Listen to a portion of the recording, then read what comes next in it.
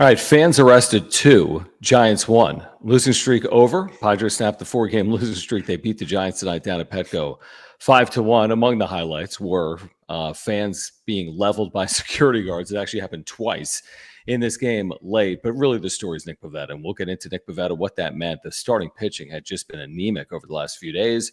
Not tonight. Behind Pavetta, allows the leadoff home run and then completely settles in. So make your way in and subscribe. Let's talk about this game for the next hour.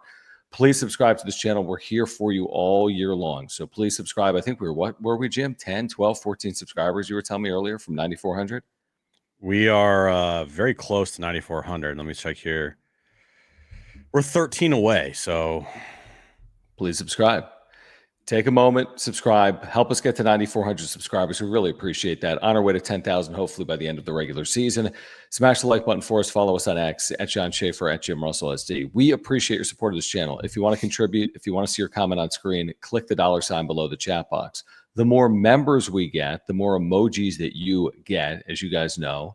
So click that join button down below. If you want to become a member, you get those custom emojis here.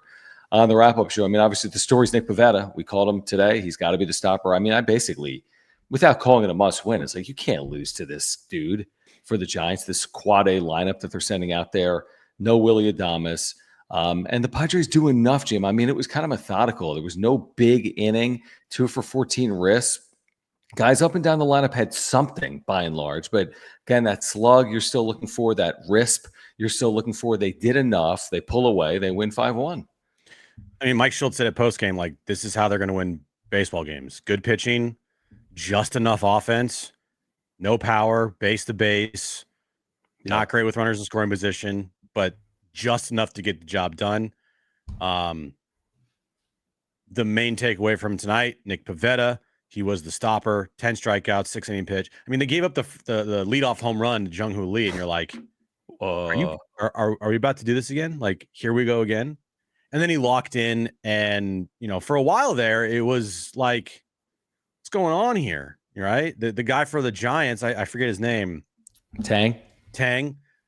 You know, for his standards, he actually pitched pretty well. He was fine for a few innings. He was fine. And, I mean, truthfully, this game should have been 10-1. They had so many opportunities to blow them out of the water here. Yep. And they just kind of let the Giants hang around, and the Giants are just an awful baseball team. You know, they can't field, they can't hit, and their fielding's bad. And when the Giants are going to make mistakes, you got to take advantage of it. And luckily, they took advantage of it tonight. But overall, it was a game that you couldn't lose. You could not lose to a guy with almost a 10 ERA. You couldn't lose to a Giants team that just kicks the ball around all over the field. I mean, they're one of the worst defensive teams I've watched this season. They're awful. So look, you had to win tonight. They won tonight. Now you go into the rest of the series looking to win the next 2, because it kind of would feel like a disappointment, and it would feel like a disappointing series if you split the series here. I completely agree. I mean, I think you got to win the next 2, but I recognize it's JP Sears, Dylan Cease, you know, and I don't know what to expect from Sears. We saw him one time. It's not completely fair to label him, but his numbers are his numbers, and that includes the athletics. He's 7-10 with a 5.12. And, you know, you're facing a righty for the Giants who's been effective, and then you're facing Verlander. I know his record is awful. Dylan Cease, I just don't know. I just don't know. And I'm with you. I think you need to win these next 2 games to feel good about where you are. Dodgers are playing Rockies. You had to win this game. Dodgers won tonight. You couldn't afford to fall 3 back, which is essentially 4 back. They put this graphic up, Jim, post-game. After losses, Pavetta's made 13 starts. He's got 2.12. Now, he's been great all year, so his ERA isn't much higher in general, but 2.12 after losses for the Padres really is impressive, because that's when you're counting on a pitcher to be that quote-unquote stopper, and he has been this year. He's got a .9 whip in those games. I mean, truthfully, Jim, I know there's 36 games or whatever there are. If the postseason starts, he's on the mound in game 1 for me. I don't see how you could even argue it. I know there's a lot of baseball. Things could change, but right now it's Nick Pivetta, and then you see where he can start taking you come October. Yeah, this is your ace this year. This is your game 1 starter. This is your go-to guy. This is your stopper, all of that. That's who Nick Pivetta is. When Nick Pavetta's on the mound, it's win day. Like it's been like that all year long. I mean, he's had an incredible season. It's been one of AJ Preller's finest moments signing Nick Pivetta. Yep. It's one of the better offseason moves for this past year.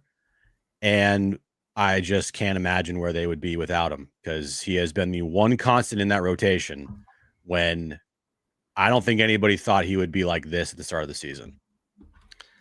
What were his career? I mean, his career ERA was over 4. He's got 4.14 something. Yeah, I mean, he's got 2.81. He's 13-4, and I don't know how many votes he'll receive in that Cy Young voting, but he will receive a level of recognition for what he has done this year. Maybe slightly under the radar, but highly effective and leading the Padres hopefully closer towards the postseason with the job he's done here this season. Now it's time for a secondary starter to emerge. I mean, it really is. If it's Cease, amazing. If it's Darvish, amazing. If it's King, amazing. But somebody has to emerge over the final 7 turns through the rotation, which is what it's going to be, and show us that it's real. Like, I need Dylan Cease in his next 7 starts to have 6 good ones. And that's asking a lot of a guy that hasn't been able to do that. Yu Darvish certainly has not been that guy. I'm not counting on Nestor Cortez, and I don't know what the deal is with Michael King. We can get into that. But Mike Schultz was not willing to pin King down, I think, to a start in Seattle, for example, today. But I mean, listen, you have one great starter. That's great. There's a lot of teams with one great starter. The way they're formulated to win, what Mike Schultz said today, this has got to, if this is the formula, then you need someone beyond Nick Pavetta to be able to execute on this formula. Yeah. And the margin for errors, it's very thin. Yeah. When you have a team that operates base to base, they don't hit for any power. They are station to station. They aren't great with runners in scoring position. And they have to rely on their pitching, their defense, and their bullpen. Like, it's gonna, those games are gonna be, pressure packed, and they're gonna be intense, and they're gonna be close. And so yeah, I look back at their 14-3 stretch recently. Their offense was pretty good. They were putting up runs on the board. Everything was kind of clicking, and then they kind of just fell off here in the last week or last 5 games, right? Offense scored 5 runs tonight, but it was not pretty. It was like they scored 5 runs because the Giants stink, and the guy that they had on the mound stinks. So I said today on John and Jim, like, they better score 5 runs tonight. Yeah. And luckily they did. I'd be way more concerned if it was like a 2-1 victory or a 3-1 victory. Like, okay, offense still a problem. But look, tonight, Ryan O'Hearn, really good game. Yep. Interesting. And Manny got a couple knocks. Manny's, hopefully going to turn this around and come up with some bigger hits when the game is, not a 5-1 game. Instead, it's a, 2-1 game. They're trailing. He comes up with a big hit in the 8th or 9th inning. And the bullpen did its job. So, yeah, it's a win that they had to have. Good that they picked this win up, and now go take the next 2 games, because if you don't, kind of feels like a disappointing series. Even like Tatis, is like everything we're talking about, it feels like it was work. I credit Tatis. He walks a couple of times, walks in a run, put a ball in play. It's an infield hit, right? Mm-hmm. It's just, but the point is it feels like it's work right now for this team to fully turn over. For example, their first run was unearned. Yeah, they score 5 runs, but again, they think about the runs they've scored in the series. They've scored 8 runs in 2 games, which is fine. That's their formula. 4 of the 8 are unearned in this series against the Giants. If the Giants had played clean, which typically happens, happens more from the major leagues than the minor leagues, then the Padres wouldn't have scored 8 runs in these first 2 games. So it's kind of both workman-like, and it feels like work/pulling teeth at times for this team to fully turn over. But listen, it is a win, and hopefully they can back it up with another. And listen, if JP Sears, I know the formula tomorrow. If tonight was Pavetta 6 innings, tomorrow is give Sears a lead and get to that bullpen as quickly as possible, potentially. If you start the 5th inning with the 2-1 lead, I don't know if JP Sears is starting that 5th inning or not. All right, let's get to some of these super chats. Over 400 of you are here live right now. If you would not mind taking literally a moment and subscribing, I think we're 9 subscribers away. 9? From 9,400. You guys have been terrific since the trade deadline. We've had so many subscribers. We really appreciate your support of this channel. So please subscribe to this channel. Let's get to 9,400 and celebrate together. Irie Fan Geek with the first super of the night. If you want to contribute, click the $ below the chat box. This says LA should be up 12 according to, what is this? According is to this Pythagorean? Huh? Is this saying that according to like is this like the Pythagorean, like where they should be in the standings? LA should be up 12 games in the division. I can't see how that's possible. Can't see that. We've expected win-loss total according to MLB.com. Yeah.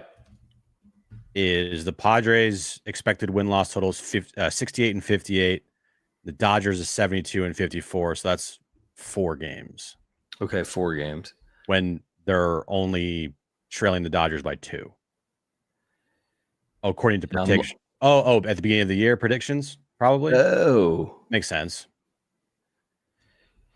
Yeah, that does make sense. That makes a lot of sense. And based on that, I mean, the Padres have at least given themselves an opportunity. I mean, it's certainly an opportunity. I mean, they have to play better than what we've seen, and they have to prove it to us specifically this upcoming weekend.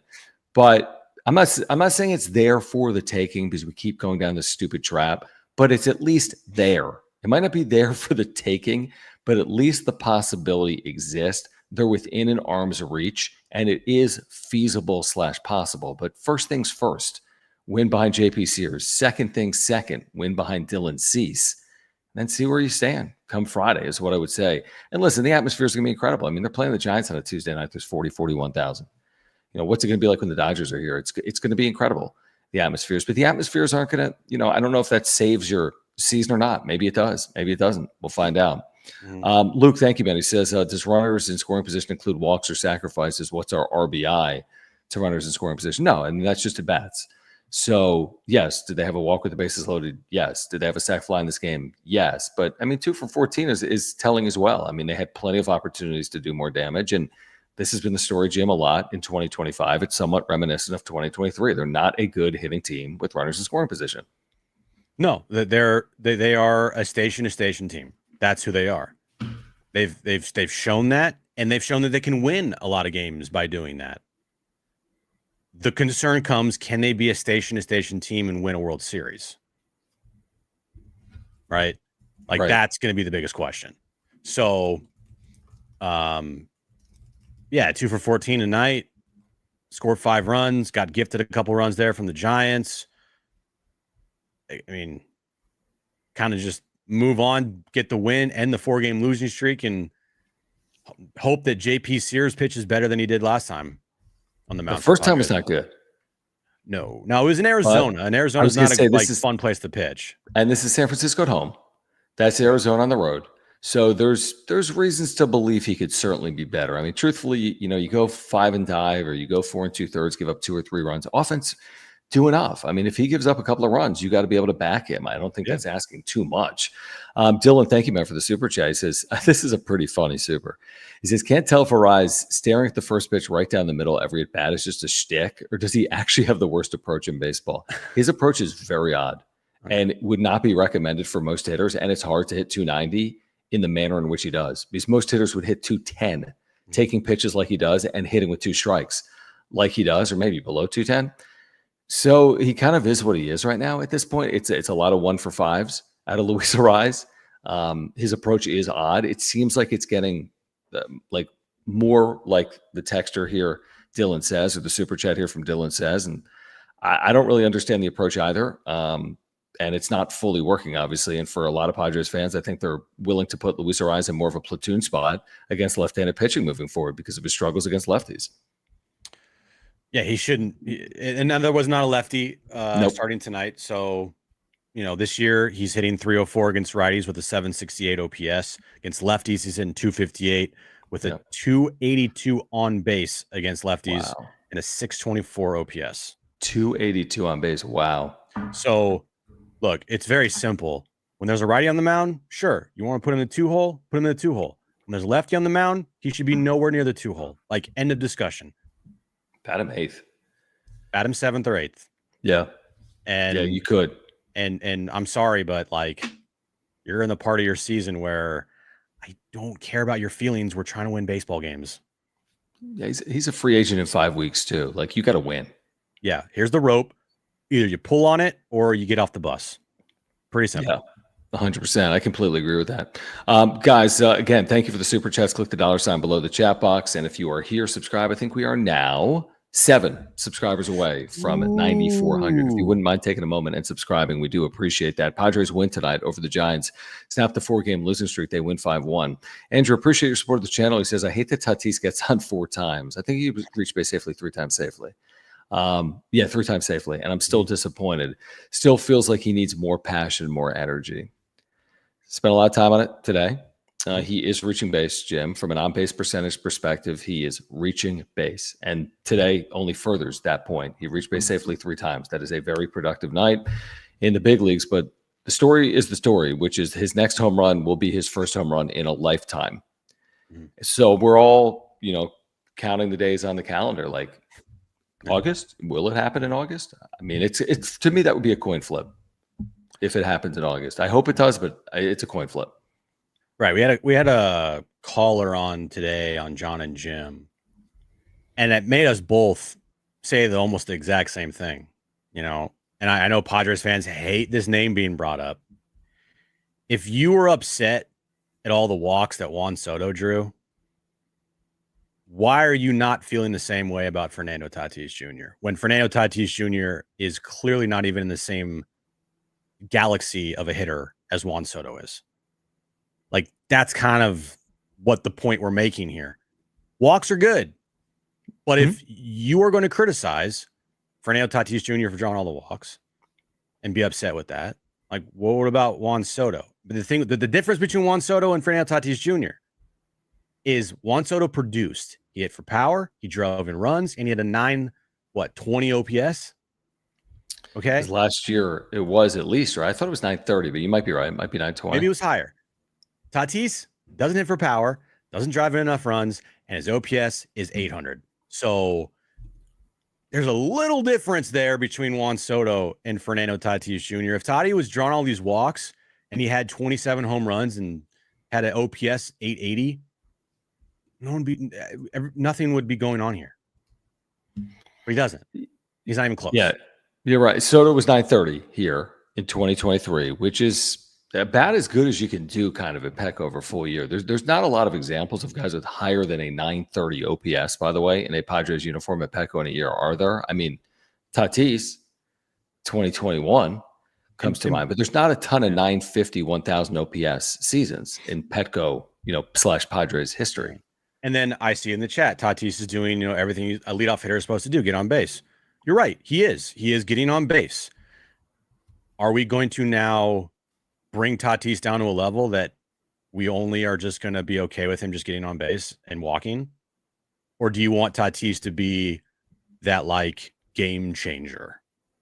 Because right now he's not a game changer. He had a good night. I'm not trying to diss on his night. He had a good night, drew that walk. Yep. The ball, no pitch was close in that what was it? Right. The 4th inning.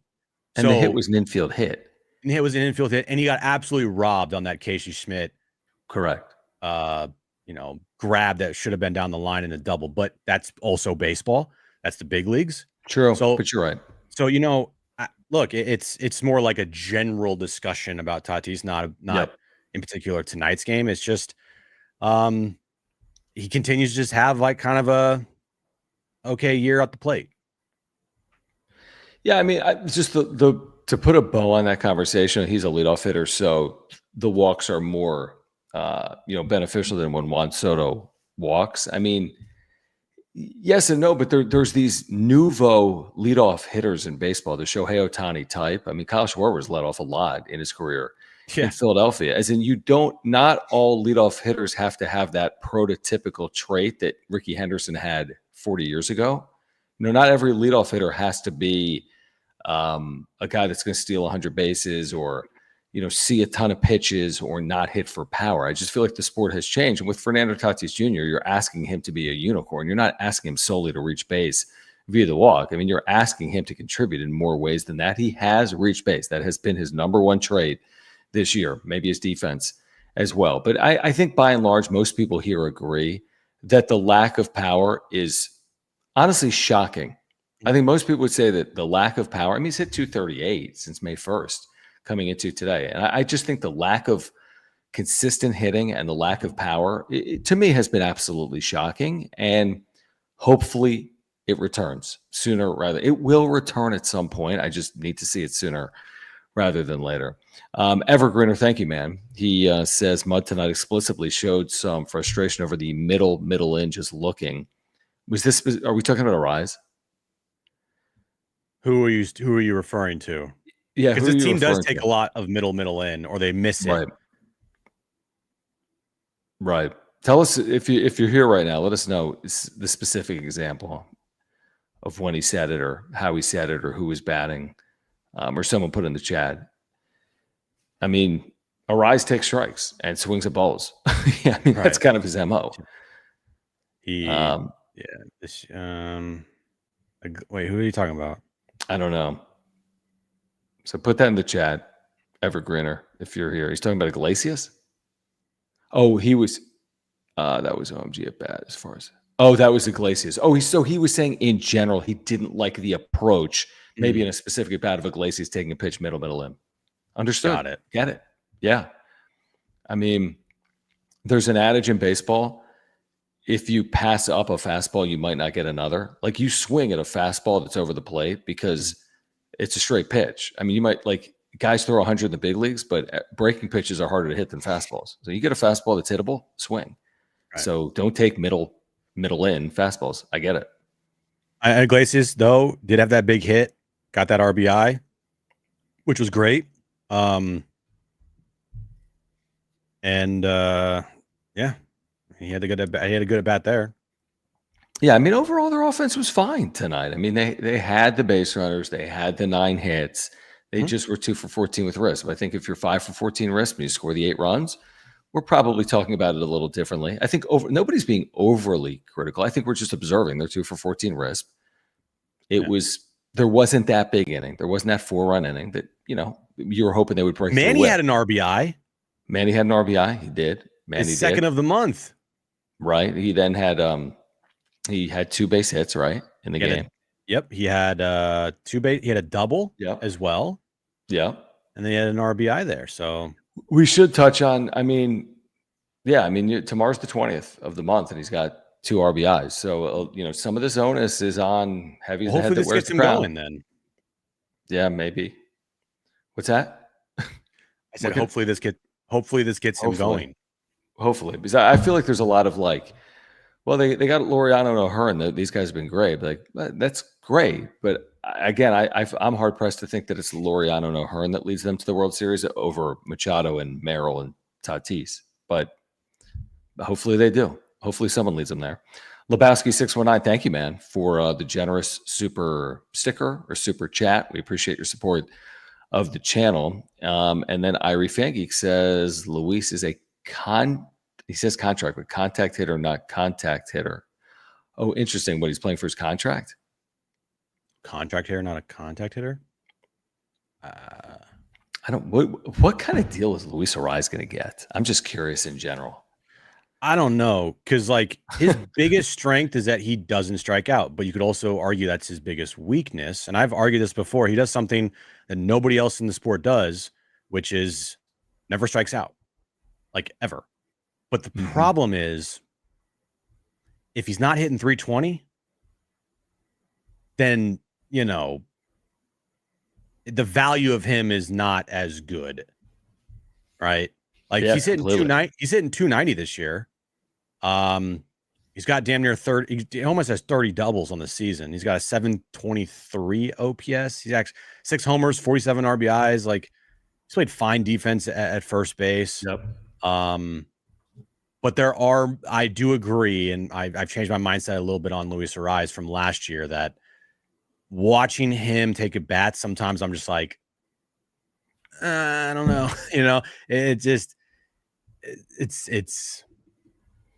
I don't think it's worth a long-term contract. I kind of think he's a 3 for 30 guy. And he might get more than that because he'd made more than that in arbitration. but I don't know if That's he's the like thing is like, earned. Like, are you wanting to give this guy 12 plus a year? I don't think so. I think he's maybe a 10 to 12 guy, truthfully, per year. You know what his OPS plus is this year? 100, which is right a at average. dead even major league hitter. And the other thing is, you know what his WAR is? 1. So, like, how much are you really paying for that? Again, he can do better than that. We've seen him play better than that. But I mean, how much are you spending on a 2 WAR player? And you're giving multiple years to? And what if his bat does? Again, if it's like this year and you get a long-term deal with Luis Arraez, that's not a good deal to be in. And the Padres won't be in. The Padres and Luis Arraez will not be in business together in No chance. 2026. There's no chance. No chance. All right, let's get back to this in a moment. Do want to thank our title sponsor, Mark Nimitz. Guys, if you are here, subscribe. Year-round content for Padres fans. Simple as that. We can't do it without your support. We can't do it without the support of Mark Nimitz, who's been with us since day one, literally day one of the wrap-up show that is now 4 years ago. I think we started maybe around late August of 2021. We actually started on the radio in the summer of 2020 with the wrap-up show. If you support this channel, support Mark. Simple as that. I've got 3 insurance policies through Mark: homeowners, life, and earthquake. You can as well. Click that link in the description down below. If you ever need him, trust me, he will be there for you and your family. Need to file a claim? He's there for you. I had to do it. Click the link in the description, get free quotes online, or call Mark. He will talk to you about the Padres. I talked to Mark today for 10 minutes in my car, and he will talk to you about the Padres. He'll talk to you about your insurance. So if you support this channel, please get in contact with our title sponsor, the wrap-up show, Mark Nimitz at Farmers Insurance. Yeah, all his information is on that ticker below. mnimitz at farmersagent.com. And you reach out to Mark, let him know that John and Jim from the wrap-up show sent you. Can we thank our buddy Par Threes Club, who's in the chat? You're wearing one of his brand new shirts that he just sent to us. Super cool stuff that he's been sending us over the last few weeks. Big supporter of the channel. Really cool design work. And thank you, man, Par Threes Club. By the way, check out these items, these t-shirts, sweatshirts at par3s.club. Par3s, like par threes, par3s.club. Big supporter of the channel. We're a big supporter of the gear. So thank you, Par Threes Club. What do you got? Is this true? Lauren? Lauren, is this true? Did you see? I did see it. I saw him in the clubhouse curse out someone and say this is why he fights in the offseason, but it didn't have to do with social media, did it, Lauren? Oh, it did, because I retweeted it. He said this. Let me pull it up. What? I told you yeah. this guy's crazy. Hold on. So a Blue Jays reporter tweeted out he tweeted out like quotes, said, Tyler Heineman told us that he didn't say a word, and quote, you're probably just as confused as I am about Tommy Pham and the benches clearing. Quote, I didn't even know him. No idea. Barely know who he is. Quote, it was weird, man. It was weird. It was unprovoked and super weird.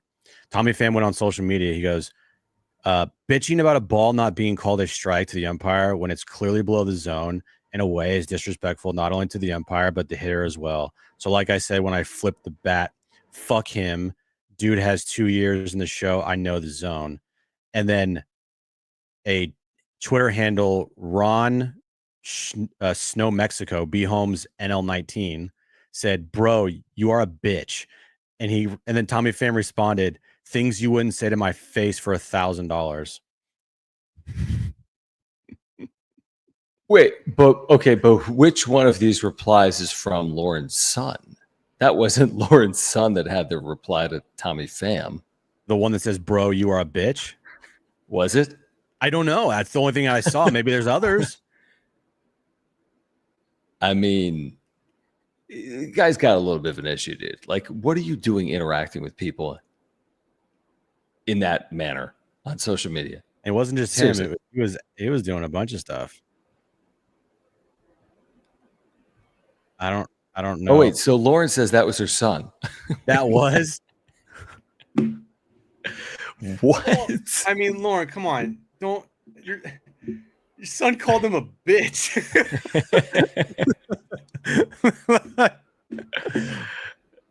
Dude. That's crazy. Oh, no. Now she's saying no, he didn't. Then who was it? Your son was Keegan, what's his name? I'm so confused right now. I'm confused. By all I saw was Tommy Pham. I saw the video of him in like the clubhouse. I mean, I was not a Pham guy, dude. I was a fan guy only because he was like a loose cannon, and he was just like funny to cover. Hey, dude, Preller loves Tommy Pham. Like, maybe not. I don't know if he loves him now, but he loved Tommy Pham. Loved him. I don't recall you being a Pham guy. I mean, just like I'm not really. I'm not like a Pham guy. I just didn't have like the biggest problem with him like other people did. My issue with him was he sucked. Oh yeah, he was awful with the Padres. I mean, that was my biggest issue. If I'm looking right now, his career numbers with San Diego. Let's see. Look at, first of all, he's played for the entire like sport. He had 227 with a 705 OPS here in 186 games. He was a one-war player. What's that? So how do we get on Tommy Pham? That's funny. I think because of that chat. Yeah, because of the chat. I mean, credit to him, he's somehow still in the major leagues.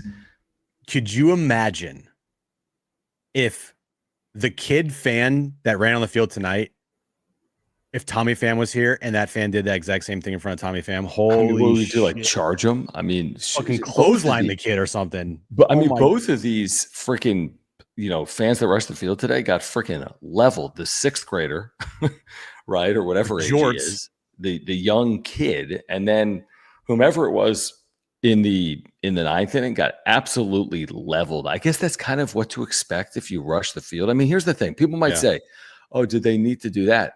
Nobody knows if these people are like lunatics and they got like knives on them or a weapon on them. And then what if they approach one of these players that is just standing there and like completely like has no clue what's going on? You can't allow someone to just run on the field.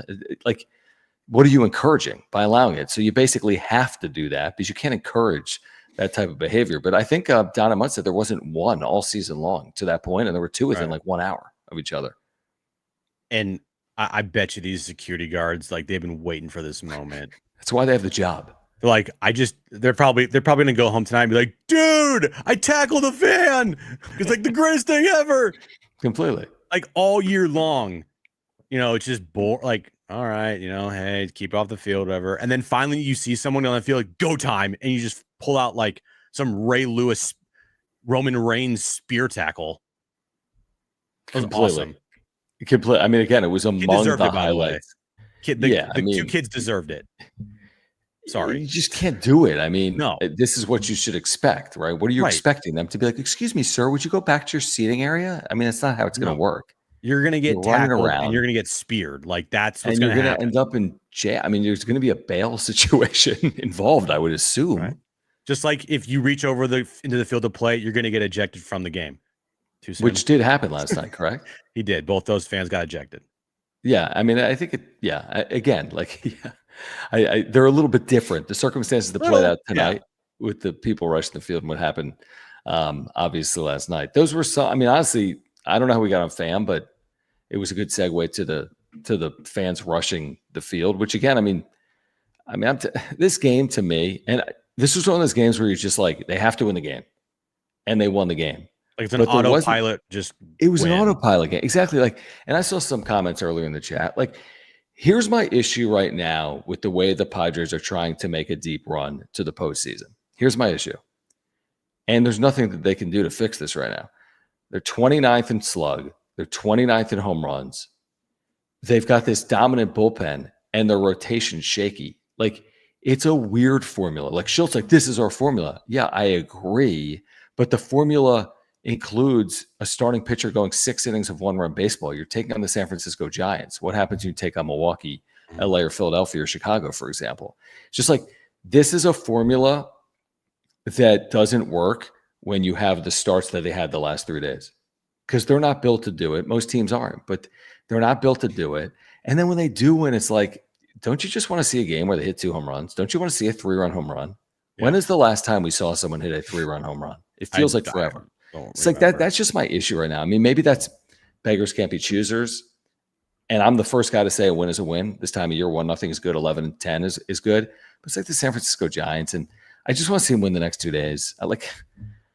because they're not giving me the style points that I'm kind of hoping for as I watch it play out. So now I'm just like, just win the next 2 days so I can fast forward to this Dodgers series. But I don't know if they're going to do that or not. And maybe I'm being unfair, but stylistically, they lost 4 straight and then there's tonight. I'm hoping for more. Maybe you can't get more in one night. How many home runs do they have on the year? Do you know that? Like 109, 105? Like, I think it's 105. Like Kyle Schwarber has 44 home runs. Right. I mean, Dodgers are pushing 200. Like Shohei Ohtani's got 42 home runs or 43 home runs. Right. The freaking Cal Raleigh, right? Cal Raleigh has like 48 home runs. Like you're gonna need a little pop. Because, while you have a dominant bullpen, you're nowhere close to having a dominant rotation. Now, if you had a dominant rotation and you had a dominant bullpen, then you know what? If you don't mash, you don't hit home runs, it's been proven you can win a World Series. And it's been proven you can win a World Series with a shaky rotation and a freaking awesome bullpen, but you're going to need to mash a little bit. So that is definitely a concern for sure, is that whoever you face in the postseason, Cubs, Phillies, Brewers, right? Those teams, Dodgers, they mash. They hit bombs. And you don't have that in your back pocket. You don't have that anywhere in your game plan.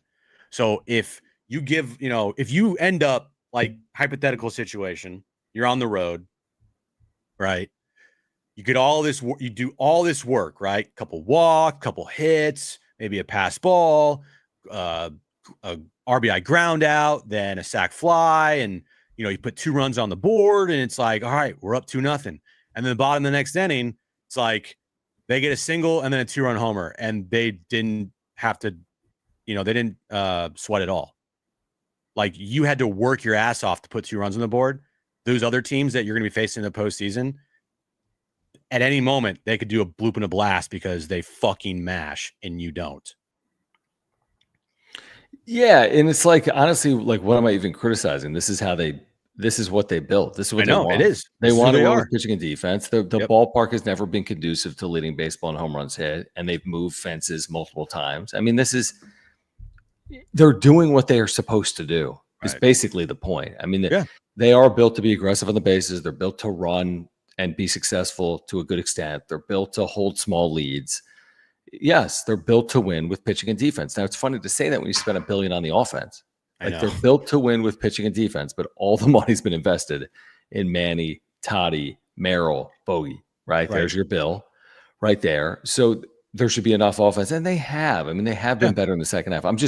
I think it's like sometimes when you just vent, I'm just like venting to myself. And I think a lot of people feel the same way. I'm just venting to vent. It's like sometimes you just kind of wish like you were the team involved in a couple of 9-8 games. Honestly, like it's just more fun. Like what's happening here? It doesn't, I don't know. Maybe that's stupid to say, but it's watching this game tonight. I'm just like, can you just end? It's over. The Giants aren't going to win. So can we just fast forward to tomorrow and see if they win again? Yeah. I mean, I wouldn't want to be involved in a bunch of 9-8 games, but I mean, I would every once in a while.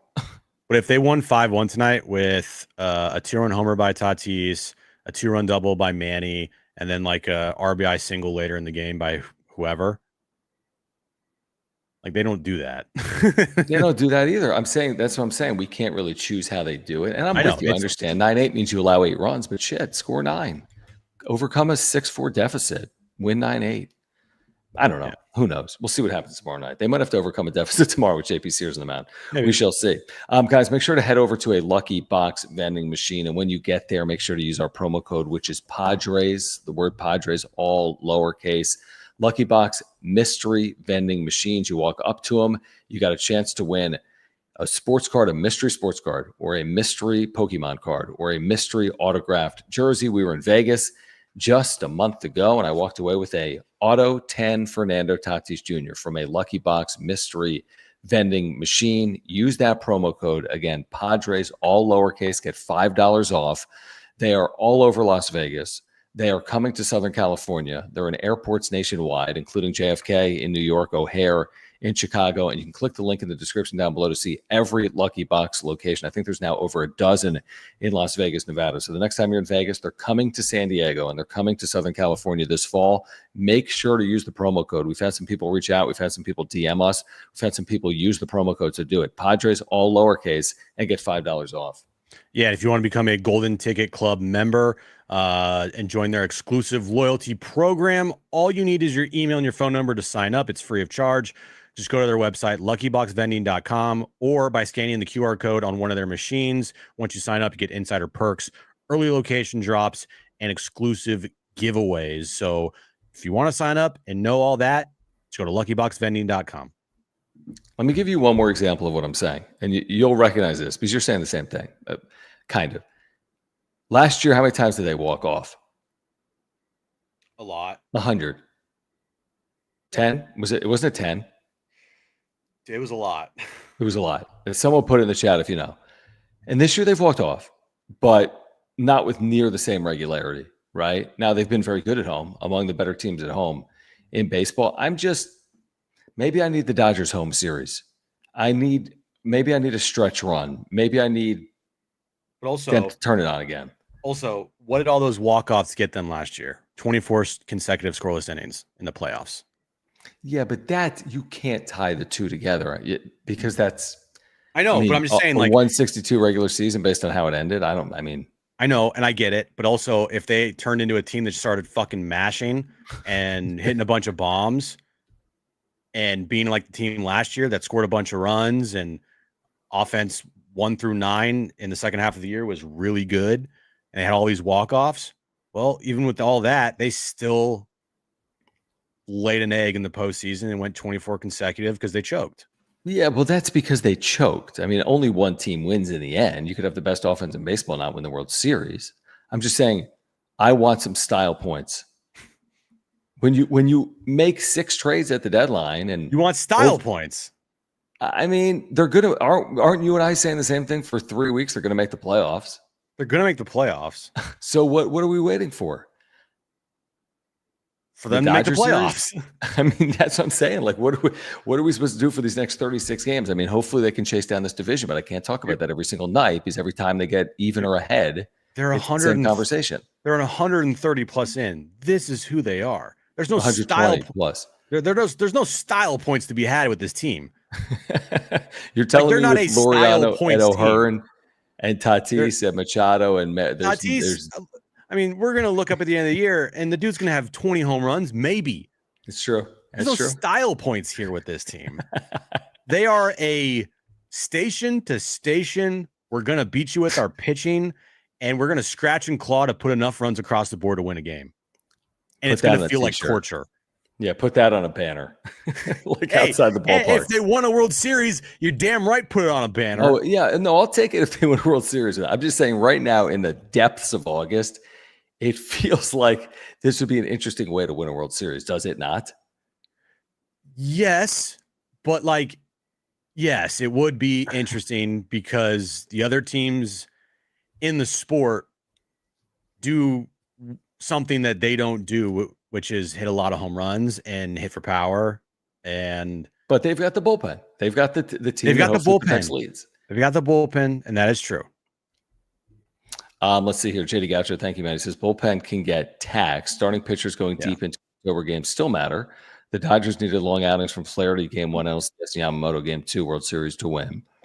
I mean, I think you sign up for the long starting pitch. Listen, if Nick Pivetta is shoving in the postseason, you're giving him the next inning, right? If you Darvish is shoving in the postseason, you'll give him the next inning. But I don't think I'm counting on 6 innings for my starters in the postseason. That's why I'm happy to be in AJ Preller's seat or Mike Schultz with that bullpen. I don't think you need 6. I don't think you need 5, truthfully, in the postseason, especially with those built-in off days. But you do need to score, and you do need to have some type of lead to protect with that bullpen. My guess in a postseason series, in a postseason game, Mike Schilt will get trigger happy. If the team has a lead after 5, he'll go to the bullpen, regardless of who it is. He might let Nick Pavetta go back out there, depending on the pitch count, right? If the pitch count's low and he's been cruising and you're up 3-0, then yeah, go out in the 6th inning. But as soon as the 6th inning hits, even the 5th inning with some guys.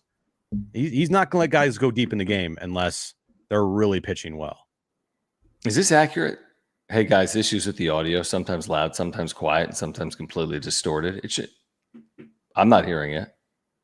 I'm not. Is it when we talk over each other? Because sometimes when we talk over John can't hear me. Yeah, I can't hear when that happens. But we're also on like quarter-second delays probably, and we're not in the same room, obviously. I have not seen one complaint in the 4 years that we've done this as far as when audio's good. Yeah, I don't know. Sometimes my audio can be like low and that, but I mean, or we'll have like internet issues, but I don't think that's being experienced. My audio shit. Someone said all good, people are saying. Audio's good. Okay. Is this serious? SD Nunez, thank you for the super. Thoughts on Ohtani not bowing to Schilt? If I was Schilt, I'd give Ohtani one of these right in his face. Can you imagine that? Let's get that Friday to kick off the final regular season series of the year. Hey, Shohei. Right there, buddy. Right there. What are the health updates, Jim, on this team? Merrill, day to day, I think they determine if he goes in the IL tomorrow. He can't just sit on the bench and not be available. So either plays or he goes on the IL. What's the other? King through that bullpen, but then Schilt today didn't seem to like commit to anything moving forward with Michael King. That's probably my number one concern. And Cronenworth was available. Schilt said post-game he could have appeared in this game off the bench. He just didn't. I think my number one concern remains Michael King. They can tell me whatever they want about Michael King. They can say he had the greatest day ever. He had pancakes and made eggs and feels like $1 million. But I got to see it. 2 innings since May 18th or whatever it is. Michael King's the complete XYZ factor for this team. Let's see if he gets back out there in 10 days or not. Yeah, it's 100% Michael King. Now, I do think that Jackson Merrill's going to go on the IL. Just there's no enthusiasm or happiness when they've spoken about Jackson Merrill the last couple of days, even after his chill MRI.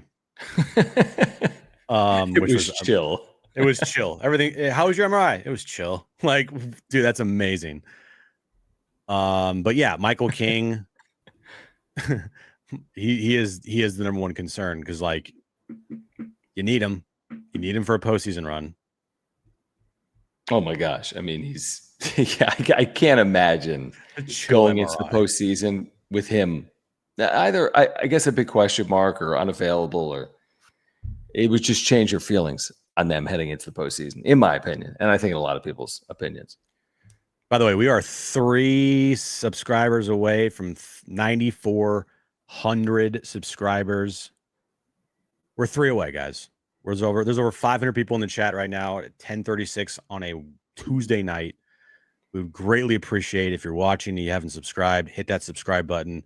We're trying to get 10,000 here at least before the postseason starts, but we can only do that with your help. So we're 3 away from 9,400 subscribers. So please hit that subscribe button if you haven't already. Can I ask a serious question? Look at this. Oh, perfect time to unsubscribe. Can I ask a serious question? No. How does this channel not have 10,000 subscribers?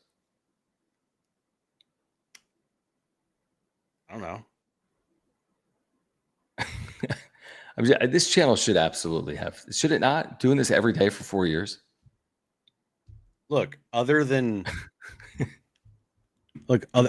Marty, who has done a YouTube channel forever and is great with posting, interviews and content from inside that clubhouse. It's not like any other Padres-centric YouTube channels has more than us. Okay, that's fair. That's a good answer. That's a good retort. And I want to say Marty was doing it. I mean, she's been covering all San Diego sports with that channel for a long time, correct? Yeah, she used to post everything Chargers related on that channel. Right. No, she does do an amazing job. Okay, that's a fair answer. Matthew, thank you for the super. He says, any takes on the rumors about MLB reorganizing divisions? Let's comment on that on the other side. That is a great question. We can comment on that, Matthew, on the other side. Before we do that, though, we do want to thank our Friends over at SeatGeek, because they have a terrific offer going on for you right now at SeatGeek. If you use our promo code, that is PODSWRAP, PADSWRAP, you're going to get $20 off your next ticket order of $50 or more. You heard me right, $20 off your next purchase of $50 or more. It's actually your first purchase of $50 or more. Use the promo code PODSWRAP. All you got to do is click the link in the description down below. You're going to download the app, have the code automatically added to your account, so you can use it later. And we do want to thank our friends over at SeatGeek. Let's cut to the chase. Padres Dodgers Friday night. I think these tickets, when we looked over the weekend, might have been more than this. Nah, this ain't cheap to be fair. But Section 328, you're getting in $133. That includes fees. Okay, so $133. Take $20 off with the promo code PADSWRAP. That's $113. Obviously, you can get in for cheaper on Wednesday and Thursday with Padres Giants. But you can use this promo code for any event in San Diego or elsewhere with SeatGeek. Use it. Get $20 off your first order with the promo code PODSWRAP. And we have just hit 9,400 subs. So thank you to all of you out there. Appreciate you. Now we're only 600 away from 10,000. So subscribe now. But yeah, SeatGeek is MLB's official ticket marketplace. So your tickets, they're fully guaranteed and instantly fulfilled in your account after purchase. All you got to do is use our promo code when you check out, PODSWRAP, PADSWRAP, for $20 off tickets at SeatGeek. That's $20 off your very first purchase with our promo code PODSWRAP, PADSWRAP. I guess the question when it comes to realignment, if they ultimately, and this is a 5-year question, it's not happening next year, but if they expand Major League Baseball from 30 to 32 teams and kind of NFL style divisions, which is 8 4-team divisions, I guess the question is, who should the Padres share a division with? Like Jim's made the point, there should be a California division. Padres, Dodgers, Angels, Giants. You look at some of the stuff on social media, and it's actually more geographically aligned than that. They kind of put the Giants with teams in the Northwest, for example. And maybe they put the Padres with the 2 LA teams, for example, in Arizona, in Phoenix. Now, again, you're going to have to slice the pie a certain way. 32 teams, 8 divisions means you're cutting and dicing and slicing. Like, you can't have it be perfect. Put it in the chat. I mean, who would you want to see in the Padres division? You want to see the Dodgers, presumably? Or do you want to skirt them? You want to see the Giants? Or do you want to, quote unquote, skirt them as well? I mean, those are big spending year in and year out clubs historically. Do you want to go through those clubs, or do you want to play in a division that has like the Rockies and the Diamondbacks in it every single year? What do you think? In this sense, I'm leaning towards being more of a traditionalist. A couple of the like non-negotiables for me personally in division realignment would be Yankees, Red Sox have to be in the same division. Cubs, Cardinals have to be in the same division. Giants, Dodgers, Padres, I think, have to be in the same division. And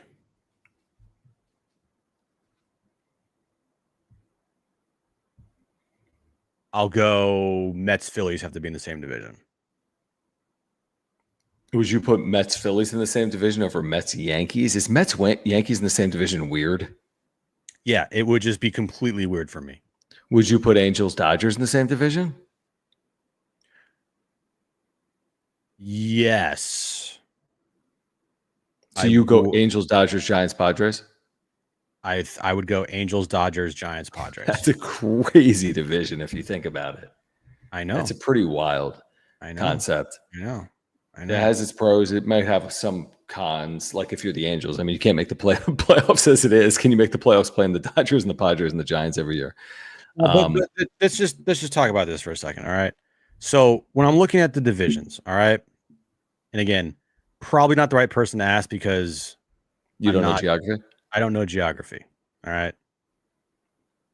In the West, in the National League West, Dodgers, Padres, Giants, Arizona. Those are all pretty like geographically next to each other.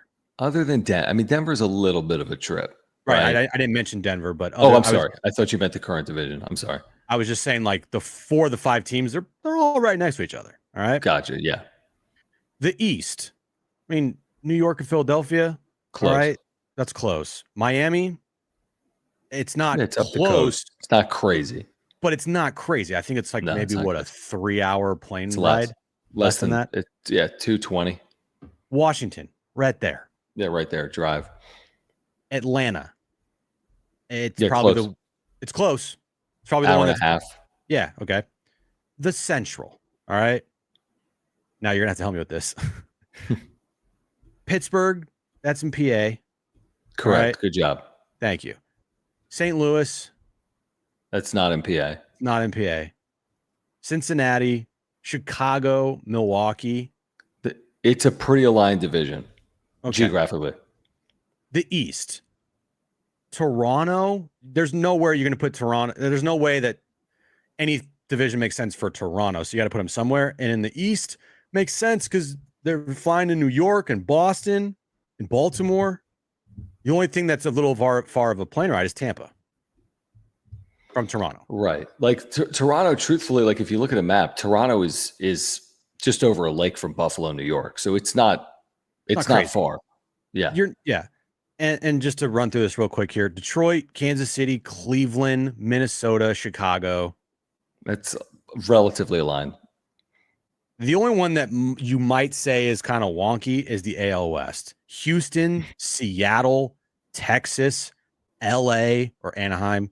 Yep. And now Nevada in Las Vegas. It's got a little bit more distance. You're right. There's a little bit more travel in that division. I agree. So that's the only kind of wonky, has more travel than other divisions in the sport. And we're going to just blow all this up.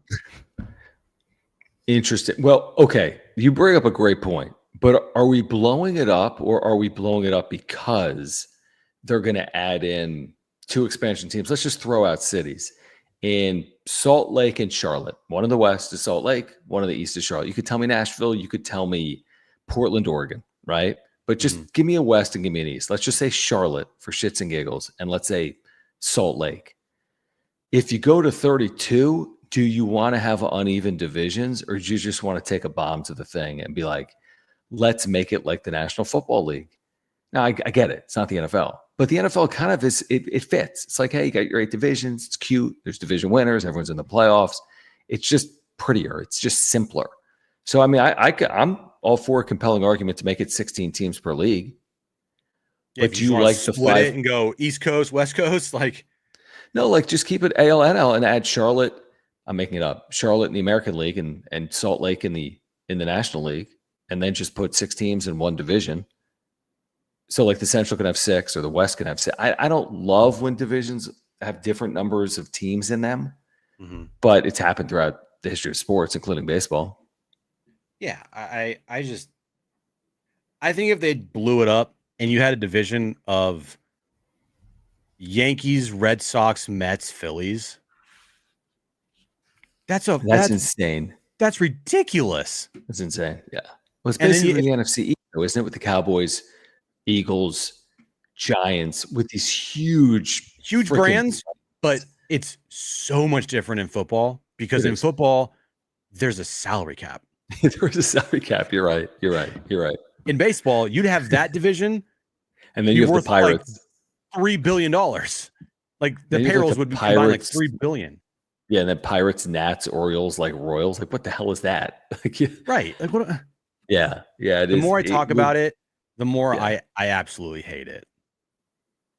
Yeah, I'm not in love with it. I sometimes I'm an expansion guy, and I'm a like real. You know me and realignment, dude. I'm a realignment guy. But this ain't college football, man. I know, but it's like, is baseball so perfect that it can't be? But like, yeah, baseball, they're not operating like college football, where it's like the SEC, the Big Ten, and then you got everyone. You got the Big 12, and the Big 12 and ACC are like, hey, let's bring Stanford in. It's like, what? No, but dude, you and I grew up like the Astros were in the fucking NL. I know they were. The Brewers were in like the AL. Right. And you moved a couple teams. You didn't blow the whole thing up. Or like we grew up, I remember there were divisions in basketball. And I'm like, are there even divisions? They divisions just put mean them in nothing in basketball. It means literally nothing. I'm saying like things, I get your point. Listen, baseball is the most traditional of the game. So I get the argument for kind of like, are you sure you want to change everything? Sports have been played for 150 years. You really want to blow up every division? just to welcome in Charlotte. And Rob Manfred's point of like, if you know the NL East, right? Yep. And you have a more balanced schedule, but still, you mean your West Coast trips, like you're going to why is it a more balanced schedule? Wouldn't you still play everyone in baseball? Isn't that the beauty of this unbalanced universal schedule? Don't you still want Manny Machado playing every other year in Philadelphia, for example? Isn't that the point? Mike Trout goes everywhere. Shohei Ohtani goes everywhere every other year. The Padres and Phillies aren't playing 12 times a year. They're playing right now. It's 6. Yeah, like one series in Philly, one series in San Diego. I think that would change with 32 teams. I think you'd have some teams, even in your own league, you're playing just 3 times, presumably. I think that it would. I wouldn't like it. I wouldn't like it. It would feel, I get it. Very weird. It would feel super weird. It would be so different. It would be, and I'm assuming you have 16 teams in the playoffs if you go to 32. Because every division is 8, but you have to have tons of wild cards. I mean, you have to have ton. You can't have the Yankees, Mets, Phillies, and Red Sox in the division without having a million wild cards, because they all are going to be in the playoffs. That means a team that wins like 81 games is going to make a postseason. Correct. Let's get to some of the super show. Jonathan says we can get back to that if someone wants to comment on it. He says we needed to go through the Dodgers until we run them through them, and they admit we're a rival. You're saying the Padres need to beat the Dodgers to continue to prove that they are like a worthy adversary? They'll keep moving goalposts, dude. Padres could beat the Dodgers in the postseason this year and win the World Series, and Dodger fans will say, how many World Series have you won? So you're never – and that's the – you know what? The Dodgers-Giants thing. That's the good thing about a rivalry. You know, Dodger fans will say one thing, Giant fans will say a whole other thing. You know what I mean? Like – that's the thing with the rivalry. There's a lot of moving goalposts and rivalries. I think the Padres and the Dodgers have a good rivalry, even though it's been dominated here over the last year, since the postseason by LA. Yeah, they have a good rivalry going right now for sure. Yeah, they do. Ishmael, appreciate you, man. He says, hey, guys, have you noticed that we have a slugging issue? We have. We have absolutely noticed. And Peter wanted to fix it by bringing in Aaron Judge. Maybe he saw this issue coming. I mean, he literally brought in Aaron Judge, like literally. He didn't see this issue coming because when they signed Manny and they signed Tatis and they signed Xander, there's your expected slug, Yeah. So yeah, there was no like, oh, so that's from a mile away. No, I mean, last year the team, I don't exactly know how many home runs they hit last year, but they obviously hit more home runs last year than they have this year. Someone said earlier tonight they were 10th in the majors in home runs hit. Is that true? That's a good sweet spot. If you're like 10, 12, 13th in baseball in home runs, that's a good sweet spot with a really good bullpen and starting pitching. Like that's a good spot to be in. Well, and that's to this super chat's point. Thank you, David. He says, non-troll Dodger fan, it's hard to string hits together against top-level pitching, which is what you face in the postseason. The Padres need to improve their base stealing if that's going to be the formula. I mean, that's it. Just an interesting point in general. That if it takes 3 hits to score in an inning, it's hard when lights are bright and margins are thin and pitchers are better. You're not facing Tang. Right. I don't even know who he is. You're not facing Tang by and large as you go along in the postseason. No, that's a great point, non-troll Dodger fan. That stringing together hits in the postseason can be difficult. So that's why it's nice to have like a 2-run shot or, a solo home run or that big, 2 out, 2 on, 3-run bomb. Instead of just like hoping they get an RBI single or hoping they hit one in the gap, like 3-run homers are nice. Solo shots are also nice. 2-run homers are great. They don't do it. They don't do that like at all. Yeah, exactly. No, I think it's a good point. I think it's a completely fair point. And appreciate the super. Guys, do want to remind you about our partners here at Underdog Fantasy. They've got a brand new offer going on for you right now. That is play $5, get $50 in bonus funds, plus a 50% deposit match up to $1,000, plus a free gimme pick. And all you got to do is click the link in the description down below and use promo code PODSWRAP. The $5 play, you get $50 in bonus funds, 50% deposit match up to $1,000, plus a free gimme pick. What's a free gimme pick? You can take the San Diegan, for example, Kelsey Plum, higher or lower than a half total point, if that was the gimme pick in the WNBA. You can play across sports, which is what we love, so you can combine WNBA, college football, NFL as we get there with Major League Baseball, specifically Padres and Giants. And you could take, Devers lower than 1.5 hits plus runs plus RBIs. You could take JP Sears to have less than 4.5 strikeouts, which is what I'm going to do. The Tatis thing never works, but you can pretend like he could hit a home run. Same thing with Manny Machado. So Pretend. the more you play, the more you could win. You can win up to 1,000 times your money. Think about that in a single night. This $10 wager pays $1,658. If you flex it, which means you don't even have to get them all right, you can still win up to $1,184. So click that link in the description down below and use the promo code PADSWRAP. Yeah, there's a QR code above my head. You see that all the time there. Scan it. It'll take you to the App Store. Download the Underdog Fantasy app and use our promo code PODSWRAP, PADSWRAP. All right, let me get back to this here. A couple of supers have rolled in. This is a little off topic, Jim. I don't know if you realize this, but Kansas has hired Tony Bland as an assistant coach. Do you have any reaction to that? No. Tony Bland, who it's a long story, but he played at San Diego State. Thank you, JD Gaucho. David, thank you. Padres' problem with batting average with runners in scoring position is big in the postseason because an elite pitcher will let one guy on, but then clamp down like Snell will walk a guy, then wiggle out. Also, Padres press too much with runners in scoring position. It's hard to make any generalization right now. I mean, we don't know what's going to happen in the postseason. There's a world where some dude hits some squibber down the left field line and scores 2 runs and the Padres win 2. I mean, we have no clue what's going to happen in the postseason. I would agree with the overall point that offensively, because of their inefficiencies, you're taxing and asking a lot of your pitching, in my opinion.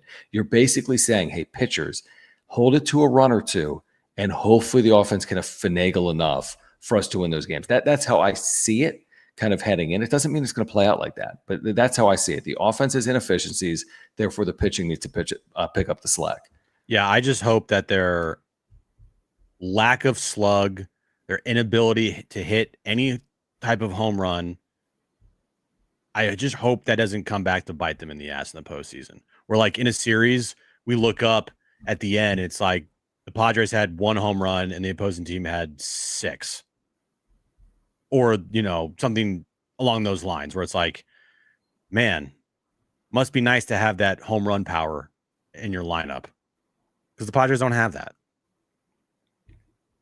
It wasn't Fadden, right? I think it was actually. Kind of looked like him. I don't think it was Fadden. That was the fan that rushed the field. Guys, join us tomorrow, 2 p.m. on San Diego Sports 760. And John and Jim, Kevin Acey, our Padres insider, will join us. We will get you ready for JP Sears' second start as a Padre. Where were you when? Potentially at Petco Park. Kevin will join us tomorrow. Again, we start at 2. We're on the air until 6. Then another wrap-up show tomorrow night following Game 3 of Padres and Giants. And then, of course, Game 4. And then Padres-Dodgers coming up this weekend as well. Please take a moment to subscribe to this channel on our way to 10,000. We appreciate your support. We are now past 9,400. Thank each and every one of you. Thank you, guys, for subscribing to this channel. Really appreciate you. We are there for you each and every day. On the wrap-up show, follow us on X at John J. Fred, Jim Russell SD. Like this video. Thank you for the super thanks if you're here on replay. Thank you to those that have become members. Support our partners, Mark Nimitz at Farmers Insurance, Lucky Box, Hamul Casino, SeatGeek, and Underdog. Tomorrow, too, we'll see you on San Diego Sports 760 and YouTube. Tomorrow night, we'll see you on the wrap-up show. Okay, let's get to this. Thank you. How did Jim do that with his arm? Oh, you have 2 arms. I forgot. David follows up by saying, non-troll Dodger fan, Giants series and Dodgers versus Colorado are like a warm-up to this weekend, which will basically decide the division. Both teams need to get their S together. Mini division series. I don't think this weekend decides the division, truthfully. I think the Padres could lose this division this weekend, Jim. I mean, like, if you lose 2 out of 3 of the Dodgers, you're in trouble. If you're 2 back, now you're 3 back without a tiebreaker. If you take 2 out of 3 this weekend from the Dodgers and move to within 1 game of the division, I don't think anything's been decided. I don't think the Padres have won the division. I don't think the Dodgers have won the division. We will see it. It's a problem. Right. Peace out. Bye. Peace. Thanks, David. Appreciate you guys. We'll do it again tomorrow.